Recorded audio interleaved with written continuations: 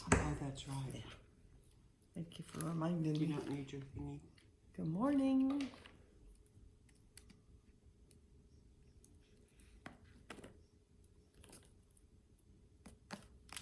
Good morning, good morning. How's everybody today? This wonderful Wednesday. Get my little lapel thing going here. Hi, Lynn. How are you this morning? Did you guys get storms in the Oklahoma City area? We woke up to some thunder this morning.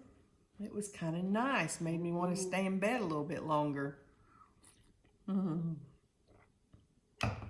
No, March the 17th of 2021, day 76. Where is this year going? We've already gone all the way through the Bible that far. Man, feels good. For those of you that this is your first time all the way through the Bible, it's exciting to know we're on day 76. It's exciting to know that you've made progress, probably more than you did last year. I know in my early years of reading it, when I struggled with some of these readings, kind of like today's, with all these numbers in it, I can remember God telling me, well, you did better than you did last year. Isn't that good? Good to see everybody. There's Joy Sue. Oops, and my mama's on. Good morning, Mom. There's Nancy. Hi, Nancy. And Karen. Good to see y'all. Eileen's giving us hugs, and Jana. A month from this weekend, we will be at our retreat, our spring retreat. Our theme is loved, with all capital letters, loved. That's our theme. So excited to see what God's going to do at our retreat this year. Okay, we're in Numbers chapter 26, and there's a lot of numbers. God instructed them to do a census, just as he had 38 years earlier. And it's very interesting if you look back to the numbers that came as a result of the census 38 years ago versus the numbers today, the people stayed stagnant. There wasn't growth. And you got to remember, back in the day, in this day, they were all about multiplying and populating the world. That was a big part of their purpose in life. That's the way they were raised, was they were to have sons, not even daughters.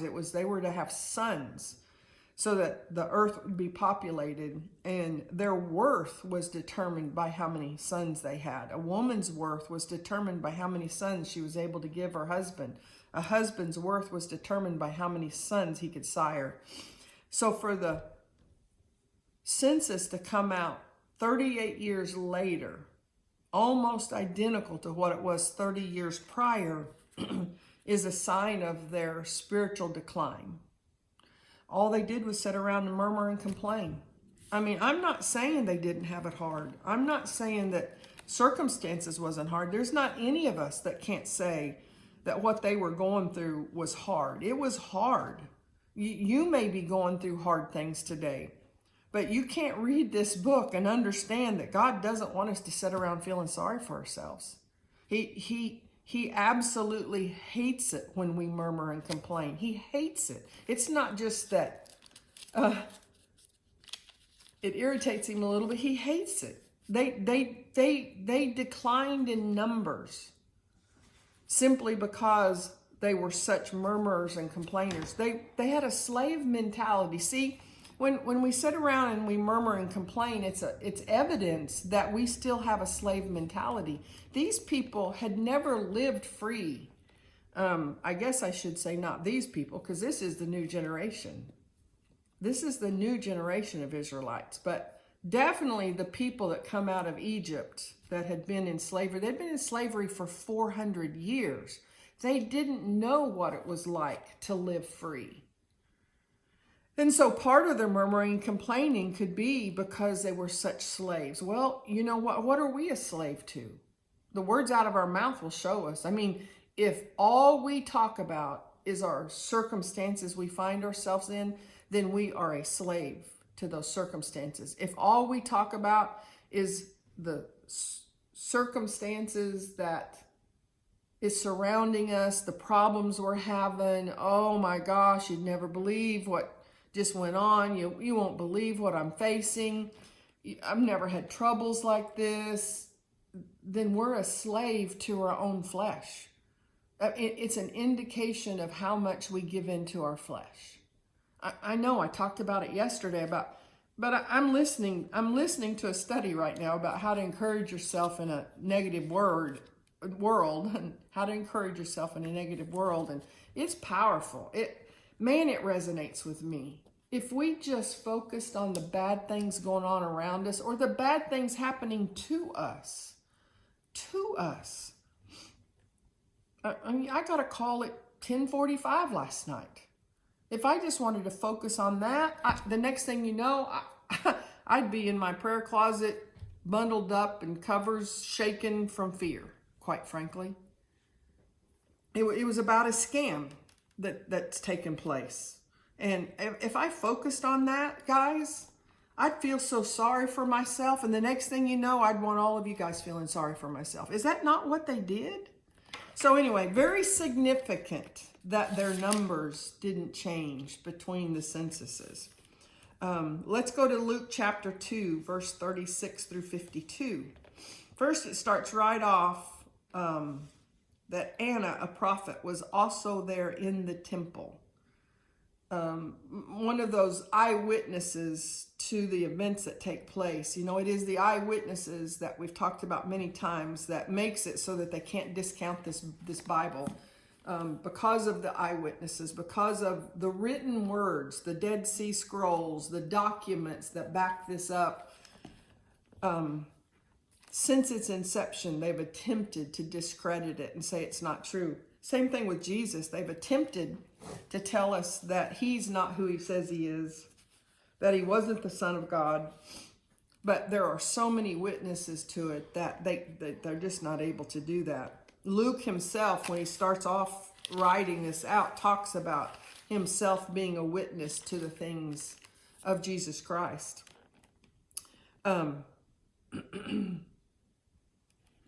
Talks about the woman who lived in the temple. She was a widow at the age of 84. That story is so good.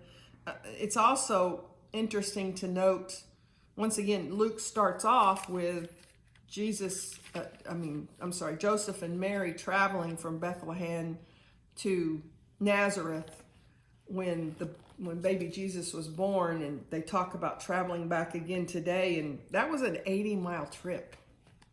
It wasn't just some little jaunt they took. It was 80 miles between Bethlehem and Nazareth.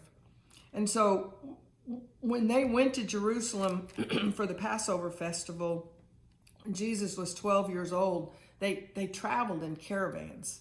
There was, historically, that's the way they did things.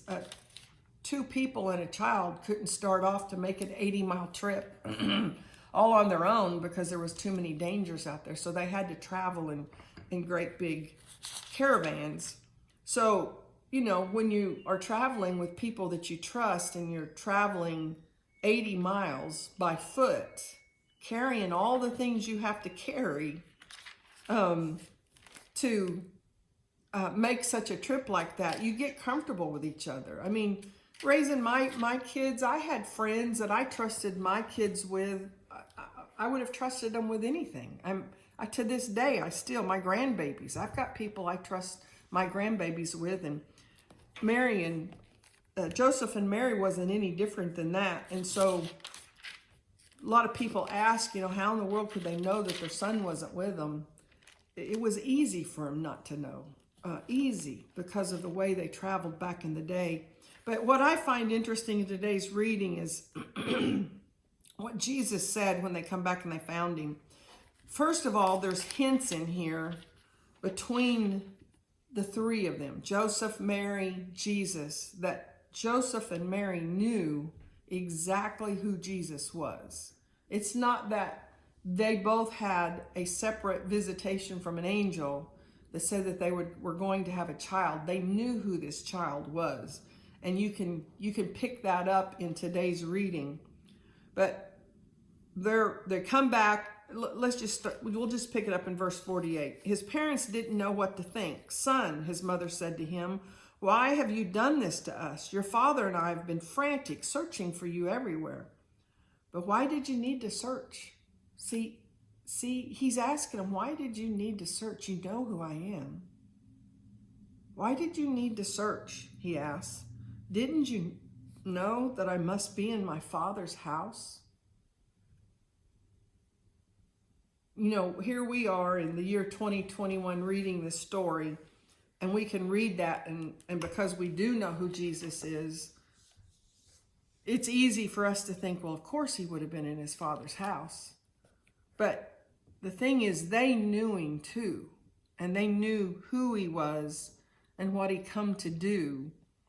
And he was just reiterating to them what they already know. Didn't you know I must be in my father's house? But it says, but they didn't understand what he meant. And then in verse 51, then he returned to Nazareth with them and was obedient to them, and was obedient to them, and was obedient to them.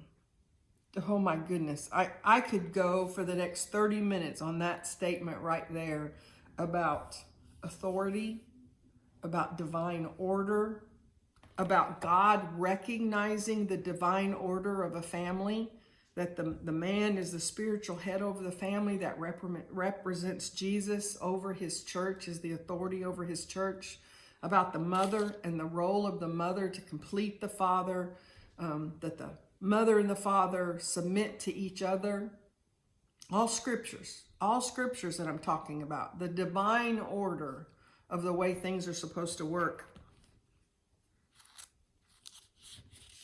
Then he returned to Nazareth with them and was obedient to them. But then here's my nugget for the day. Besides the Proverbs. Proverbs is good. It's all good. But here's my nugget for today.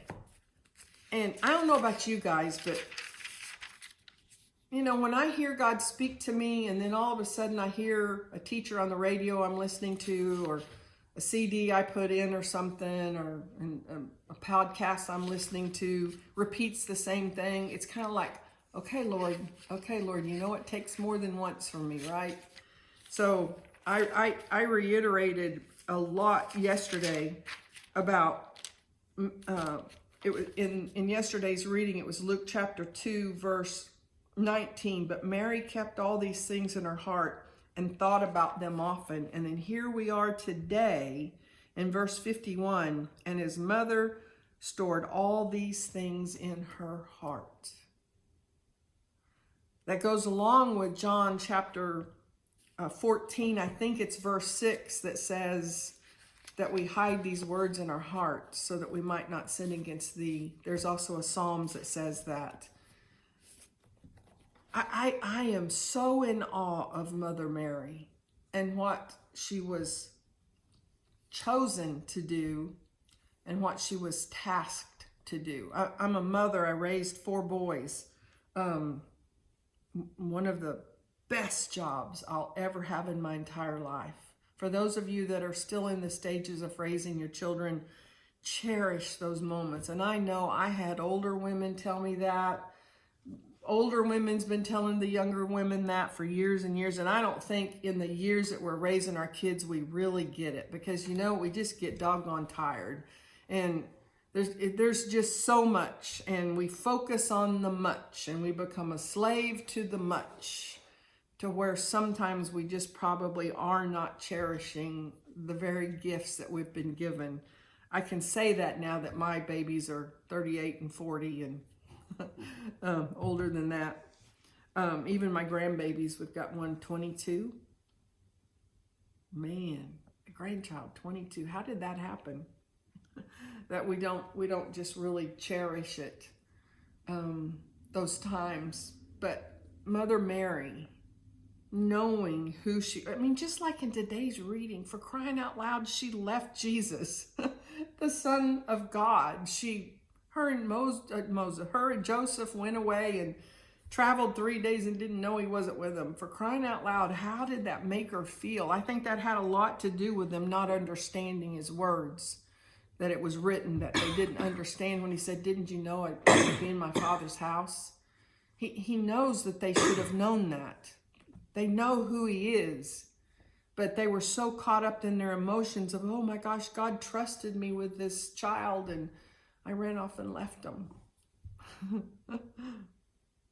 And then as we're getting ready to move forward into this Easter season and what she witnessed and what she saw, I'm in awe of Mother Mary. I'm in awe of her strength, of what God called her to do. But I'll tell you, it encourages me. He's no respecter of persons. And if she can endure, and if she could withstand, and if she could step back and allow God's will be done. I mean, don't you know that there was not a time that that woman, the mother of that child, wouldn't have stepped in and said, beat me and not that child. Beat me, scourge me, put that crown of thorns on my head. Don't you know she would have spared him the pain? How many times are we trying to spare our own children from pain and suffering? We want them to learn the lessons we learned just because we tell them the lessons.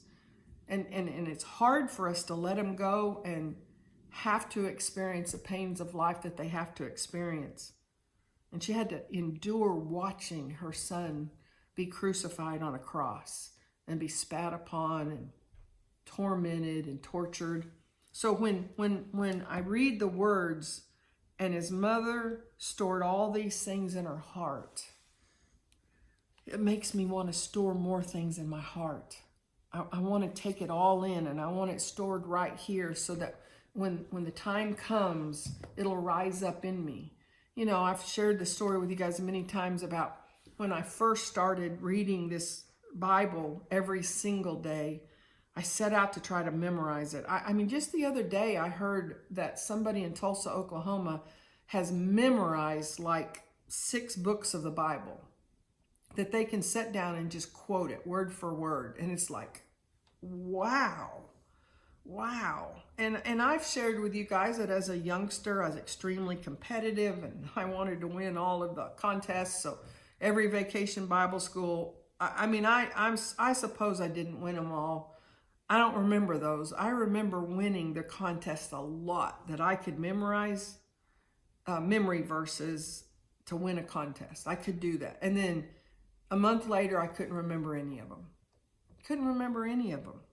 And so when I started reading the Bible, I set out thinking, oh, I got to memorize this. I mean, I'd read that scripture that says, hide this word in my heart. And I'd think, that's something I got to do. I got to do it. It's like how I don't want you to get into the pattern of beating yourself up if you miss a day or two in your daily reading. I want to encourage you about it. Don't be a slave to that. I made myself a slave thinking that I'm not a good Christian if I can't memorize these important verses. And I spent years attempting it. I bought all of the little memory verse cards, the little flashcards. You know, you go to any Christian bookstore anywhere and they've got all these systems about how to memorize scriptures. And I bought them all. Had them in my car, had them in my purse, had them in my desk. And then I finally just had to give up. I don't know. I do know now. I mean, I'm 15 years past that. I look back and I know I was trying to do it of myself. I was trying to do it in my flesh. Instead of allowing the Spirit to minister to me, she stored all these things in her heart. She stored all these things in her heart. Mary kept all these things in her heart and thought about them often, meditating on the word. I went to bed last night meditating on a couple of things from yesterday's reading. And as I went to sleep, that was my last thoughts, with some of those nuggets that I picked up in yesterday's reading. That's what I want to encourage you to do. Find the nuggets in today's reading that speaks to you right where you're at. And his mother stored all these things in her heart. Mother Mary stored all these things in her heart. And what I found out is when I stopped trying of myself, of my own skills and ability to memorize and I let go of all of it, then I'd be sitting across the table from somebody and we'd be having a conversation and a scripture would pop up and I could quote that scripture. I still today can't tell you chapter and verse. Very seldom can I tell you chapter and verse, but the scriptures flow from me more freely now than they did 5 years ago, more freely than they did 10 years ago. And 15 years ago, I had very few that could flow freely from me. But I've been reading this every single day. And I don't just read it to check off my to-do list for the day. I read it because I want to know him. I want you to know him. When you have trouble and you're reading all of the numbers, I mean, we are in the book of Numbers, right? And we're reading all the numbers and it's like, why do I have to read this? Then just ask God. Ask God to show you what he wants you to know today. Every single day you open up this book, tell him, I know you've got a message from me today. I know you've got scriptures that'll speak to me right where I'm at, sitting here doing exactly what I've got to do today. In the midst of all my mess or in the midst of all my glory, you'll speak to me today. And then when you get to that place where you just don't have any desire to read anymore, ask him to restore that desire. Ask him, put it in my heart, Lord, that I hunger for your word, that I so desperately want to read your word. And he'll honor those prayers. There's been many times I've had to pray and ask him to put the desire back in my heart for his word. And then we'll end with the Proverbs. Well, no, I don't want to end with the Proverbs. Let's go to Psalms first. Psalm 60, we're going to read verse 11. I got written out beside of this, COVID-19. A year ago today, there was no toilet paper, there was no paper towels, no Lysol to be found anywhere around this area. Not in my town, not in surrounding towns. And beside these scriptures, last year, I wrote the word COVID-19. We don't even call it that. Well, we do. It was coronavirus a year ago. We call it COVID-19. They just started calling it COVID-19 a year ago. Oh, please help us against our enemies. You do understand that sometimes, oftentimes, I'm going to say most of the time, our biggest enemy is ourself, our flesh. What my flesh wants. My flesh wants to be all kinds of things. You fill in the blanks. Oh, please help us against our enemies, for all human help is useless. All human help is useless. If your heart's not right, you could have an army of people coming to serve you and love on you and do things for you, and it won't encourage you one little bit. Your encouragement comes from God. Your help comes from God. With God's help, we will do mighty things. We will do mighty things, for he will trample down our foes. There's nuggets. There's nuggets. That if you're discouraged today, if you're fighting off stress and anxiety, take those scriptures right there and write them down on a piece of paper and keep them with you today. Those words will encourage you. Proverbs 11:15. And then we get the wisdom. We get told how to live our life. The Proverbs is the wisdom that was written down by the most wise man that ever has walked the face of the earth or ever will, and that's Solomon. And I know that because the Bible tells me that about him. There's danger in putting up security for a stranger's debt. It's safer not to guarantee another person's debt. And nothing's more tempting to us when our kids come and say, will you co-sign this note for us? Just saying. I'm just saying. Life happens. And then there's this. And this is the basic instructions before leaving Earth. Hope you guys have a wonderful, wonderful Wednesday.